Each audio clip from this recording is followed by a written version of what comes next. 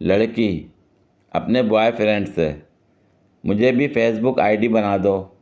लड़का, तुम्हें चलानी आती है फेसबुक? लड़की, चला तुम लेना, मैं पीछे बैठ जाऊंगी। लड़का, ये फेसबुक है, तेरे प्यूदा टांगा नहीं। डॉक्टर ने मरीज़ की मेमोरी वॉश कर दी और पूछा, कुछ याद आ रहा है? मरीज़, सिर्फ बीवी का नाम। डॉक्टर हंसकर बोला, सब कुछ डिलीट हो गया मगर वायरस नहीं गया। दादाजी डॉक्टर साहब से, बेटा बाएं टांग में दर्द की शिकायत है। डॉक्टर, कोई बात नहीं बुजुर्गों, उम्र का तकाजा है। दादाजी, उम्र तो दूसरी टांग की भी इतनी है।